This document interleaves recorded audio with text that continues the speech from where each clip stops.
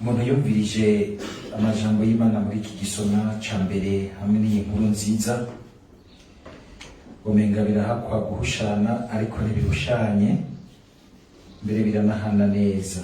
Bumvise Pawulo ariko arayaga avuga ati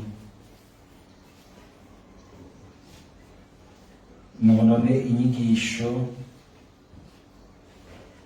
ngo y'urupfu yanditswe ku mabuye niyahorana ubunahazwa bwatumye mbere abana b'Isirayeli badashobora guhanga Musa mu maso kubera ubunahazwa bw'akanya gusa kabonekeye mu maso ngo nkaswe inyigisho ya mutima. Akagira ati eka ngo ububasha bwacu turukesha Imana niyo yaduhaye niyo yabuduhaye itugira abakozi b'isezerano nshasha ngo idashimikiye ku vyanditswe ngo ariko ishimikiye kuri mutima, ngo kuko ivyanditswe birica ngo nayo mutima agatanga ubuzima. Yesu akavuga ati ahubwo naje kugira ngo ivyanditswe byose biranguke bishike ngo nta n'akadume kazovako. Bica agira ati Pawulo na Yesu rero ntibashize hamwe. Ni hamwe twama tuvuga yuko amajambo y'Imana arakenera yuko tuyazirikana kugira ngo twumve neza ubutumwa bw'ico bagomba kutubwira, kuko ni Imana imwe yaga ku bantu batandukanye ku bihe bitandukanye kandi nugira ni mu mvugo zitandukanye, ariko ni Imana imwe kandi ifise intumbero imwe, ariko bigasaba yuko kugira ngo umuntu yumve neza ubutumwa duhaye ko umuntu amajambo ayasubiza nk'ubwa mbere mu gihe cayo, umuntu akumva abo yariko arabwirwa, kugira ngo natwe muri ayo yabwiwe abantu bo muri ico gihe twumve natwe uyu munsi tuti Mukama tubwiye uko. Kuruhande mukabona umenga Pawulo agomba kwerekana ko hari ahantu amajambo y'ubwuzure bushasha bwo musezerano shasha twunze n'Imana muri Yesu Kristo, ko ariyo afasha kumva mbere no gutahura neza ayo mu bwuzure bwa kera. Iyo yafashe uko ushobora gusanga mwamwe umuntu ashobora no kuca yafata nabi akayafata uko yanditswe mu nyandiko yayo yavuze ngo ivyanditswe birica, gasanga biriko biricira ubuzima abantu hakubakiza vy'ukuri. Mbe naho mwigeze kumva ko hariho nk'abantu bagenda bakica bakarigita abantu bariko babica ku izina ry'Imana, bakumva umenga bariko basa n'igihugu c'Isirayeli iyo kigiye gutera ikindi gihugu kikica kikarigita kuko cyumva yuko Imana igihagarikiye. Ntibikimeze gutyo. Mu kuvuga amajambo y'Imana ukayafata ukayugarana mu gihe cayo, hari ibintu ubona yuko Imana yagiye irazana abantu ibakuramo buke buke. Kazubona nk'umuntu abonye ati Dawudi na Salomone yarafise abagore benshi, ubu naho nocishagiriza ko abagore uko nshaka nta kibazo. Ne Salomo na Dawudi yarafise bangana gute? Salomone ngo yarasanga abashika hafi 1000. Ni ukuvuga yuko ntiwashoboye kumva ingene Imana yagiye irarera abantu mw'ijambo ryayo gushika itari bashikane kuri Yesu Kristo. Yesu Kristo agaheza nawe akagira ati ngo mwarumvise barababwiye, ubu nanje ndababwiye ikindi kintu gishasha, atari uko gikuye vyose vya kera, mugabo hari ico kije guhinyanyura mu vya kera ngo kibadugane ku rundi rugero w'ikindi kintu gishasha Imana yabateguriye, kugira ngo ukwemera ubucuti bw'Imana n'umuntu bushikira igihagararo gishitse cuzuye neza uko Imana ishaka umuntu ikamutwereka muri Yesu Kristo. Nico gituma igihe cyose musomye nk'amajambo y'Imana mu bwuzure bwa kera hariya muri Ancien Testament, muca mutegereza kubanza kwibwira muti be nk'aya majambo tuyatahura gute dufatiye kuri Yesu Kristo? Yesu Kristo ari wari imbere yayo dufasha gute kuyatahura? Murazi nk'abayafata uko nyine Pawulo yavuze bakayafata kuko ngene yanditse bashobora kugira bati nko ku isabato. Ivyo nivyo Yesu yazarafashanya n'abafarisayo, kuko bafatira ku vyanditse gusa, ntibarondere kumva umutima w'ivyanditse, umutima uvugiyemo wariwo, ico ushaka gushikako. Bakabona abafarisayo n'abaki bose bafise isabato nk'ikintu kiboshe cugaranya abantu. Ntushobora gutabara ngo ukize umuntu ku munsi w'isabato, kuko isabato irafise ukungene ipanze, hariho n'imetero udashobora kurenza ugira ku munsi. Ngira ngo zirengeze ushitse nk'ahantu uriko uragenda ugati ndazishikanye, waca uhagarara ngaho ukakwirirako, ukagenda ku isabato irengana kugira ngo uce ubandanye. Nta muntu akora igikorwa kiruhisha, n'ibikoko bakabwira biti namwebwe ruhuka.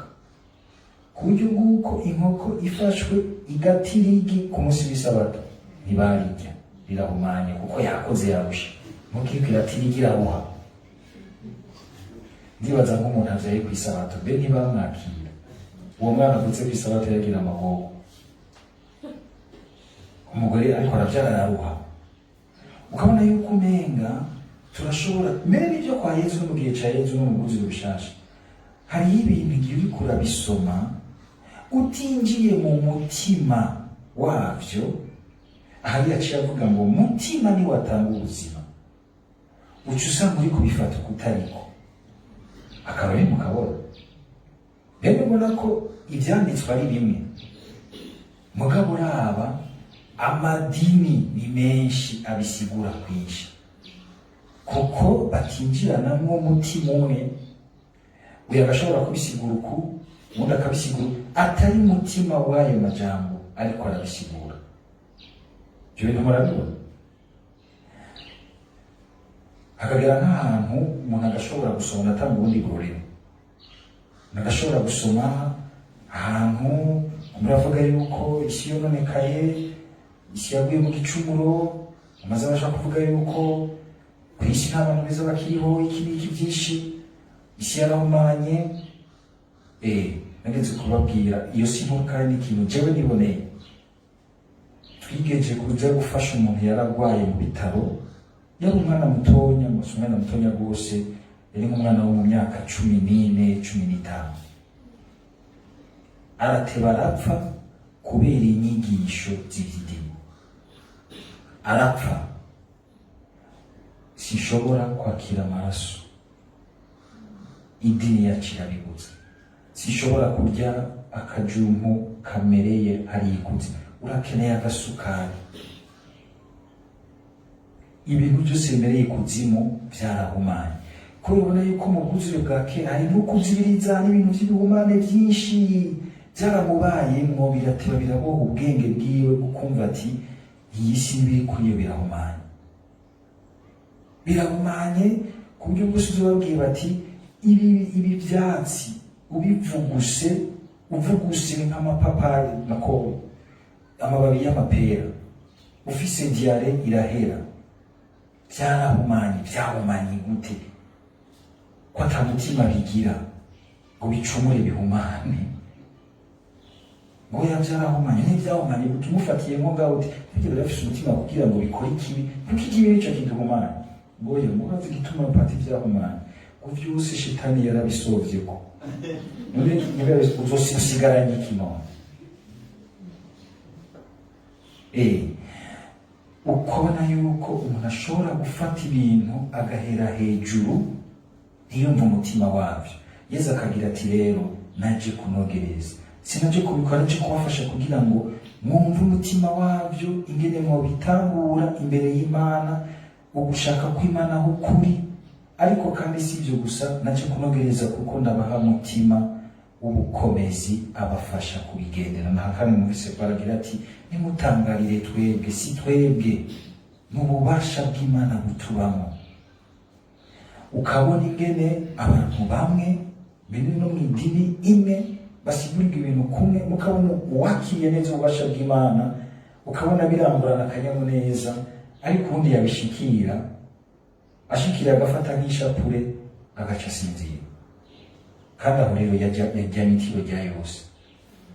Mugabo nk'urimwo mutima w'ishapure wo gusenga akoresha ishapure, akavuga ishapure akayumvamo amaswinga ahubwo akumva umenga yo kwiyongera n'iyindi. Rero mwari muzi ko inema y'Imana ari iki? Nibyo bivuga yuko uwubifise ntiyo kwishima canke ngo agaye utarabigira, ahubwo twese tugafashanya kugira ngo twugurukire iyo mutima kandi tukamuhamagarana ko badufashe kugira discernement neza, kumva ntiduhere ku biba vyanditse hejuru, ahubwo umuntu akumva umutima w'ivyanditse. Murabona nk'igihe hageze, reka tubigaruke ko tubicako, atari ko tugomba guciranira imanza muri bica nk'ibiriya, ukabona ibwirizwa shingiro abandi vyarushe amasezerano yarushe, ukabona yuko umwe agomba kuyasigura, agomba gukwegera, undi agomba gukwegera, mugabo ikabananira bose guhaguruka bakagira bati reka twinjire mu mutima w'abari batunganije ibintu, bashaka iki, barondera iki. Nk'uko ushobora gusanga hariho ibintu mutima dufasha kumva ingene hari ibyo twozigama, kuko ari iby'abantu bose kuva kuri Adamu gushika ku zokwaruka bwa nyuma, kuko twese hariho umuntu dusangiye. Ariko kandi mutima akadufasha kumva ibishasha dutegerezwa kwakira, kuko naho turi abantu twese, bariya abantu bo muri kiriya gihe haraciye imyaka, siko abubu haciye imyaka amajana ngahe bacumva ibintu nka kurya. Isi yaregewe imbere, isi hari ibintu vyahindutse, mugabo ijambo ry'Imana na mutima bakadufasha ntibihinduke nk'ibitwicira ubuzima, ahubwo bigahinduka nk'ibibukuza, nk'ibidutuma twumva ko turiko tugana koko ubuhigwe budahera, ubuzima budahera muri Yesu Kristo. Bivuga yuko rero turakeneye umutima wa discernement, yamakenewe hose, cyane cyane no mu bantu bose bakoresha amategeko, ibintu vyanditse muri ibintu bimwe bimwe by'amategeko, ibintu bimwe bimwe by'inzandiko biza birahinduka kugira ngo bikorere koko ubuzima n'ubuhigo bw'abantu aho bageze, batikuye ku iteka ry'abantu, ariko kandi batarikuye ku Mana, kuko bikuye ku Mana basanga impera n'imperuka bazimiye, kuko umuntu ijambo rya mbere ryamuvuzwe ko ritwaye ibindi byose, nuko aremeka ishusho y'Imana, mwiyumviriye ukundi hanze y'Imana, umengura muronka ibintu bimuryohera, mugabo usanga mu nyuma bimutuma adasubira kumva ico abereyeho n'akanovera k'ico abereyeho. Mutima rero akora ivyo. Gusa mukabona cyane cyane abantu bose usanga tugendera ku bintu bimwe bimwe bitegerezwa kudufasha kumva ineza rusangi, twamwe tunjirana mu mutima wo kumva tuti nona ntaby'ukuri umulegislateur, umuntu yanditse ibi bintu yari kwarondera ineza yiwe, mbere n'iyi neza iracashoboka uko muri iki gihe, canke twoyibona uko muri iki gihe tugezemo, ko twese twaba dufise ibintu tugendera ko vyanditse, bikadusaba kuguma twinjira mu mutima w'ivyanditswe. Kandi winjiye mu mutima w'ivyanditswe, naho bitaba bikoreye inyungu yawe yihuta uyo mwanya, ukumva uti ni iciza gikomeye kindi kirengeye n'ivy'iwanje, urumva umenga uca uvyinjiramo urekuye, ukirekurira mu nyungu y'abandi bose. Aha ndavugana cyane cyane murazi yuko na twebwe mu migwi y'ubutumwa, mu miryango y'abera Imana hariho amategeko tugenderako, ntuyasomere ku kayembe uti vyanditse gutyo tubikora uko, oya, umutima wabyo n'uwo, canke nimba hari vyanditse gutyo, ubwo nusanga mukiriko muragendera ku bintu vyanditse haraciye nk'ikinjana canke ibinjana bingahe, ubwo naho bikeneye yuko hari ikintu mwohinyanyura, mudataye ikintu ciza co kuva hariya mu ntango. Yesu akatwereka yuko mutima mweranda si umutraditionaliste kandi si umurevolutionnaire, umuprogressiste, oya, ahubwo nuza dufasha kugira ngo twumve ico twogumya ciza dans la tradition, ariko ikagumana dynamique y'ubuzima ikaguma iprogresa itwara abantu bo mu bihe byose iberekeza ku Mana. Harakenewe mutima wa discernement, mutima w'ubushishozi, mutima w'uburimbuzi bwiza.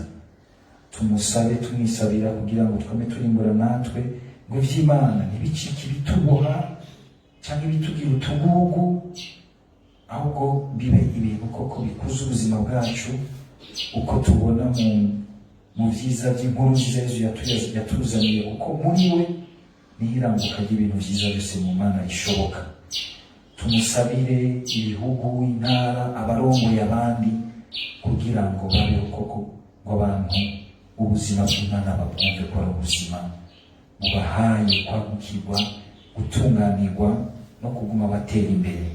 Kuko ubuzima naho bwo burimo ibisabisho bimeze gute, canke amasabamana ahinyanyije gute, canke inzandiko nyinshi z'amategeko menshi, ariko wumva umenga ubuzima ntiburiko buraduga bwisanzura buhumeka neza, haba hariho akabazo.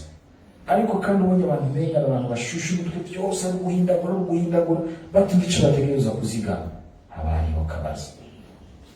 Dusabe umutima adufasha kumva aho dutegerezwa gushingira umwanya wose mu bihe byose, naho tuba turi hose. Amen.